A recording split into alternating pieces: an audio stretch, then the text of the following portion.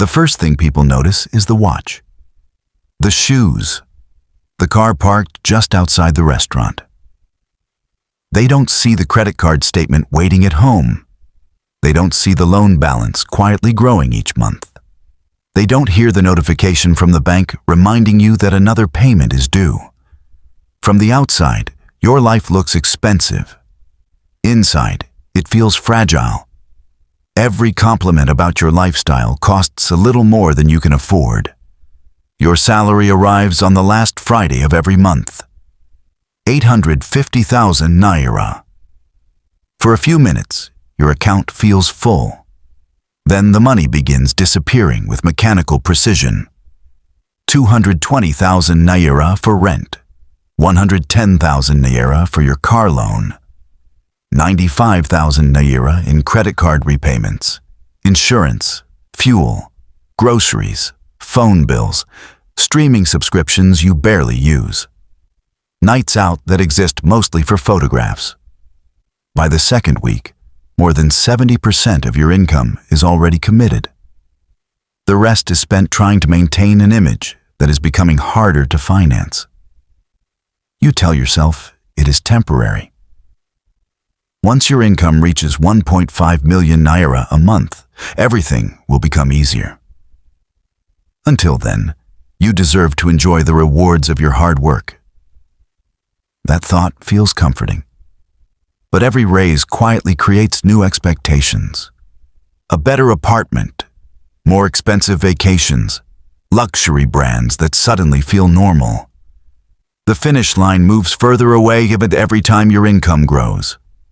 This is lifestyle inflation. It rarely arrives as a single decision. It arrives through hundreds of small upgrades that seem harmless on their own. A slightly nicer phone, a premium gym membership, business class flights for special occasions, coffee that costs more than yesterday's lunch. None of them feel dangerous individually. Together, they become a financial system designed to consume every future raise before it arrives. One evening, you meet an old university friend. He earns less than you. His clothes are ordinary. His car is nearly 10 years old. There is nothing about him that attracts attention. But during dinner, he mentions something unexpected. He has invested 300,000 naira every month for the past 4 years into diversified index funds, government bonds, and dividend-paying companies. His portfolio has quietly grown beyond 18 million naira. The investments now generate income even while he sleeps. For the first time, success looks different. It isn't louder. It is quieter. There are no luxury logos. No need to impress strangers. Just ownership. Assets replacing appearances. Cash flow replacing applause. That conversation follows you home. You begin opening your banking app differently. Instead of asking how much you can spend, you ask how much you can keep. Instead of calculating monthly expenses, you calculate your savings rate. 15%, then 20%, eventually 30%. Numbers that once felt restrictive now begin to feel liberating. The changes are almost invisible. You delay replacing your perfectly functional phone. You keep driving the same car. You cancel subscriptions you forgot existed. Weekends become less about expensive entertainment and more about long-term planning. No one congratulates these decisions. Most people never notice them. But your future does. The first investment feels insignificant. 100,000 naira into a broad market index fund. A month later, another 100,000 naira. Then another. The portfolio grows slowly enough to feel disappointing. Some months the market falls. Headlines predict recessions. Friends tell you they would rather spend the money while they are still young. You almost believe them. But compounding does not reward excitement. It rewards consistency. Years pass.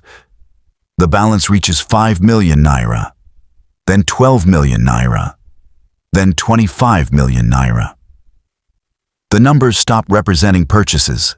They begin representing time. 12 months of living expenses. 3 years. 5 years. Every additional investment quietly purchases another piece of freedom that no luxury product could ever provide. Something unexpected happens. You stop caring whether people think you are rich, because wealth begins changing the questions you ask. You no longer wonder whether you can afford a new watch. You wonder whether the money could purchase another productive asset. You no longer measure success by monthly income. You measure it by the percentage of your expenses covered by investments. One day your portfolio produces 280,000 naira in passive income during a single month. You still go to work, not because you have to, because you choose to. That difference is invisible to everyone else, but to you, it changes everything. Financial freedom never arrives with fireworks. It arrives quietly. The morning you realize your emergency fund can survive a crisis. The afternoon you decline a promotion because it would cost your peace.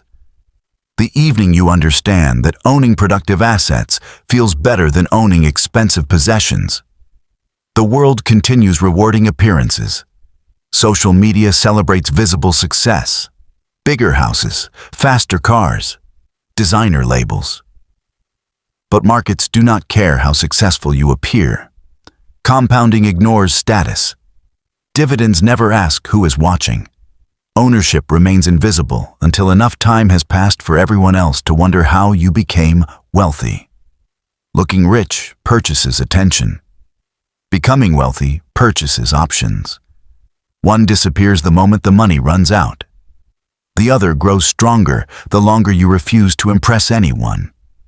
In the end, the greatest luxury was never the car, the watch, or the apartment. It was waking up without needing to prove that you could afford them, because the price of looking rich is often your future.